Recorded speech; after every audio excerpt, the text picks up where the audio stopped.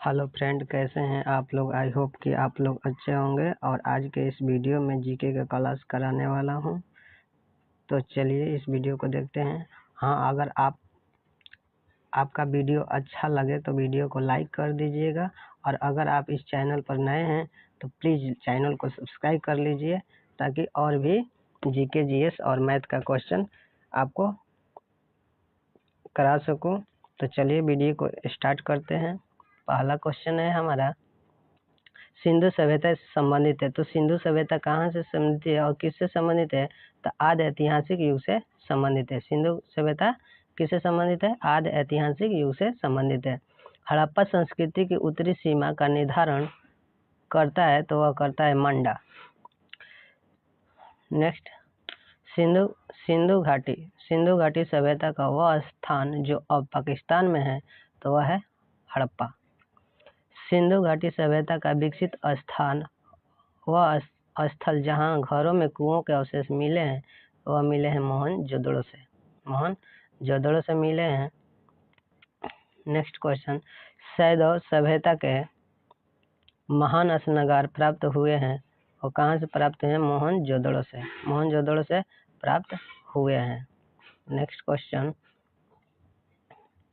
सिंधु घाटी सभ्यता की विकसित अवस्था में वह स्थल जहां से घरों में कुओं के अवशेष मिले हैं, वो मिले हैं मोहनजोदड़ो से।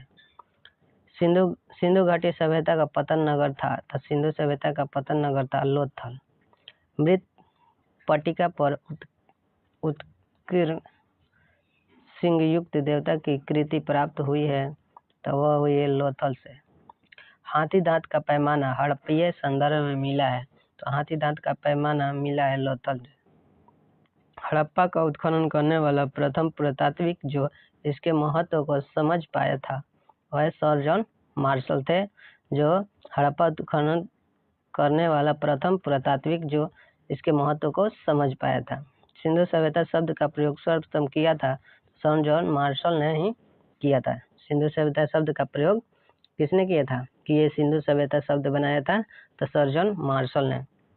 नेक्स्ट क्वेश्चन, सिंधु घाटी सभ्यता पर प्रकाश डालता है, तो वह सिंधु घाटी सभ्यता पर प्रकाश कौन डालता है? पुरातत्व संबंधित खुदाई से, क्योंकि पुरातत्व खुदाई इसलिए संबंधित है, प्रकाश डालता है सिंधु घाटी सभ्यता पर, क्योंकि यहाँ से सिंधु घाटी सभ्यता, यहाँ से जहाँ जितना भी प्रमाण मिले हैं खुदाई से मिले हैं।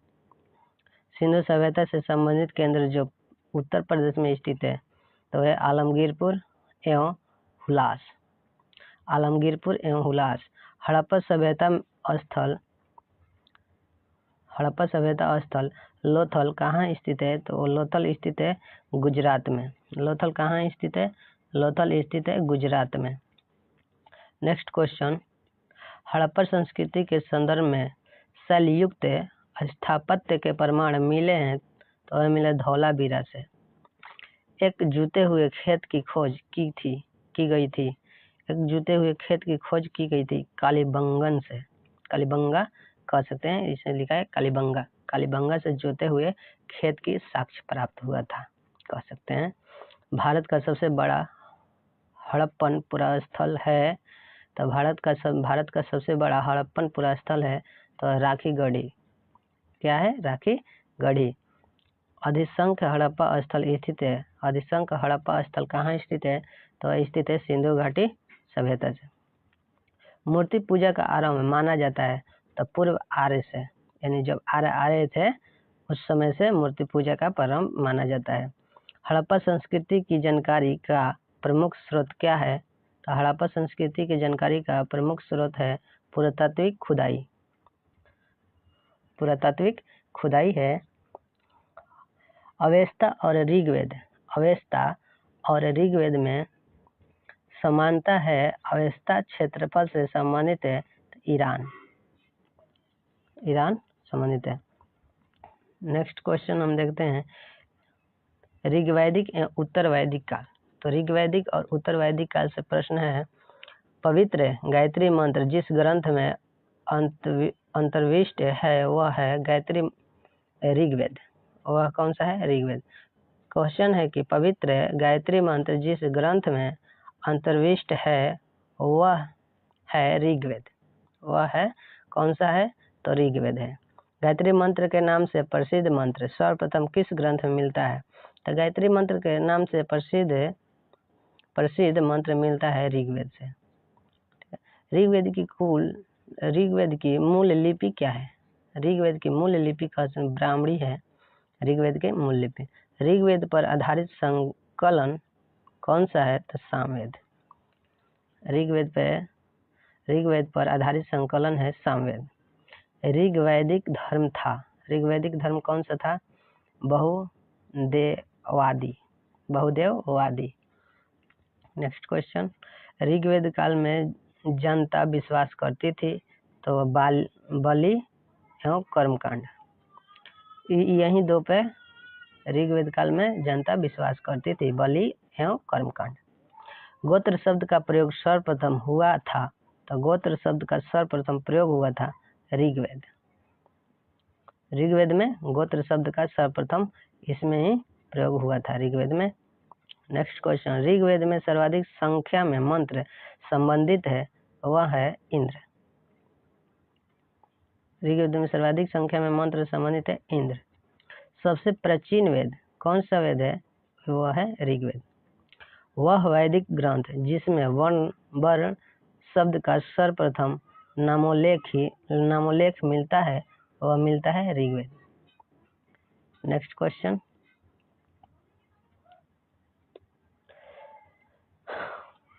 ऋग्वेद में उल्लेखित यौ शब्द किस कृषि उत्पाद हेतु प्रयुक्त किया गया है? वह है जौ।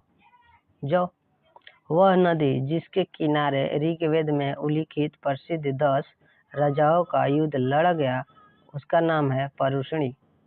परुष्णी नदी यानी परुष्णी रावी नदी के किनारे है, वहां पर 10 राजाओं का युद्ध लड़ा गया था। ऋग्वैदिक काल के प्रारंभ में महत्वपूर्ण मूल्यवान संपत्ति समझा जाता है तो वह है गाय। ऋग्वैदिक काल में प्रारंभ में जो महत्वपूर्ण संपत्ति माना जाता था तो वह माना जाता था गाय। वैदिक काल में किस जानवर को अधन्य माना गया है? तो वह माना गया है गाय। वह वैदिक साहित्य जिसमें मोक्ष की चर्चा मिलती है, तो मोक्ष की चर्चा मिलती है उपनिषद में। मोक्ष की चर्चा कहाँ मिलती है? उपनिषद में। वैदिक देवताओं में उनका पुरोहित माना जाता है। वैदिक देवताओं में उनका पुरोहित माना जाता है बृहस्पति। उत्तर वैदिक काल में आर्य संस्कृति का धूर समझा जाता था कुरु और पंचाल। वैदिक कर्मकांड में होता का संबंध है ऋग्वेद। होता का संबंध है ऋग्वेद।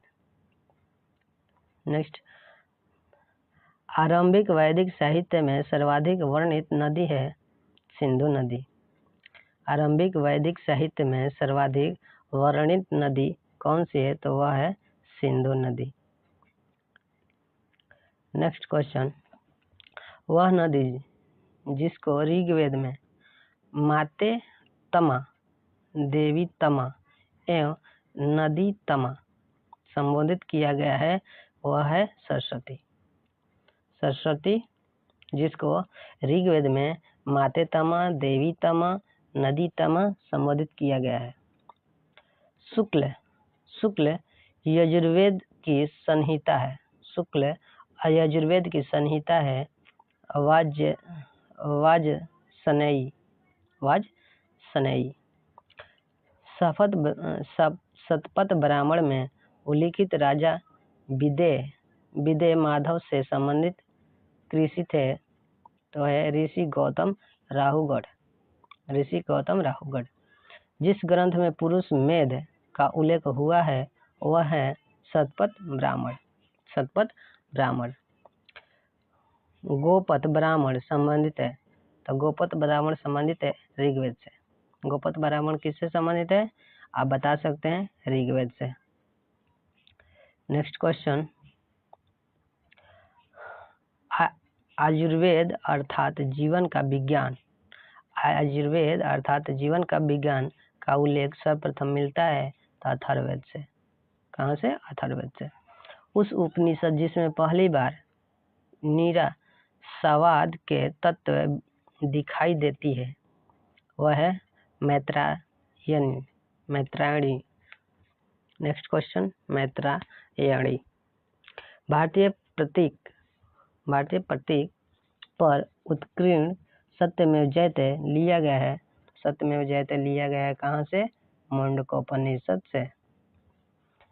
जिंद अवस्था और ऋग्वेद में समानता है। जिंद अवस्था संबंधित है किससे? ईरान से। प्राचीन भारत में निशाका से जाने जाते थे वह स्वर्ण आभूषण। प्राचीन भारत में निशाका से जाने जाते थे स्वर्ण आभूषण। नेक्स्ट क्वेश्चन, 14वीं सदी ईस्वी पूर्व एक अभिलेख जिसमें वैदिक देवताओं का वर्णन है प्राप्त हुआ है बेगजोकोई Asia Minor. Next question, Manusmriti मुख्यतः संबंधित है। तो मनुस्मृति मुख्यतः संबंधित है समाज व्यवस्था से। कहाँ से? समाज व्यवस्था से संबंधित है। मनुस्मृति समाज व्यवस्था से संबंधित है। नेक्स्ट क्वेश्चन, वह उपनिषद जिसमें आध्यात्मिक ज्ञान के विषय में नचिकेता और यम का संवाद प्राप्त होता है तो वह है कठोपनिषद। वह उपनिषद, फिर से देख लीजिए, वह उपनिषद जिसमें आध्यात्मिक ज्ञान के विषय में नचिकेता और यम का संवाद प्राप्त होता है वह है कठोपनिषद। नेक्स्ट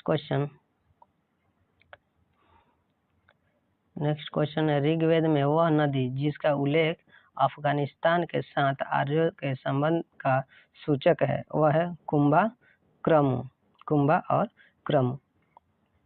सर्वाधिक ऋग्वैदिक सूक्त समर्पित है। तो सर्वाधिक ऋग्वैदिक सूक्त किससे संबंधित है? इंद्र से संबंधित है। आर्य शब्द का शाब्दिक अर्थ है श्रेष्ठ। अधर्यु का अर्थ था यज्ञ करने वाला पुरोहित। अधर्यु का अर्थ क्या था? तो यज्ञ करने वाला पुरोहित। उपनिषद काल के राजा अश्वपति शासक थे। उपनिषद काल के राजा अश्वपति शासक थे तो वह है कैकेयी। सर्व प्रतिसर्ग वंश, ये नेक्स्ट क्वेश्चन है। सर्व प्रतिसर्ग वंश मनवय और वंशानुचरित संकेतक है पुराणों का। भारत का प्रथम विधि निर्माता माना जाता है तो मनु को माना जाता है। प्राचीन काल में महान विधि निर्माता ये भी मनु ही थे। सौशय शब्द का प्रयोग किया था रेशम के लिए। सौशय शब्द का प्रयोग रेशम के लिए किया गया था। नेक्स्ट, क्लासिकीय संस्कृत में आर्य शब्द का अर्थ है एक उत्तम व्यक्ति। क्लासिकीय संस्कृत में आर्य शब्द का अर्थ है एक उत्तम व्यक्ति। नेक्स्ट क्वेश्चन, ऋग्वेद है तो ऋग्वेद क्या है? स्रोतों का संकलन।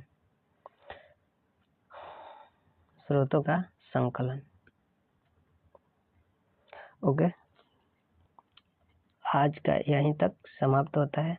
कल फिर इसके आगे से पढ़ाएंगे। कल होगा हमारा 6वीं शताब्दी ईसा पूर्व की राजनीतिक दशा, महाजनपदों का उदय, यहाँ से हम स्टार्ट कराएंगे। तो आई होप कि आप लोग को वीडियो अच्छा लगा होगा। तो प्लीज़ वीडियो को लाइक, शेयर और कमेंट भी किया करें। और अगर आप चैनल पर नए हैं तो चैनल को प्लीज़ सब्सक्राइब कर लीजिए ताकि और भी वीडियो हम प्रोवाइड कर सकें। तो धन्यवाद, मिलते हैं अगले वीडियो में।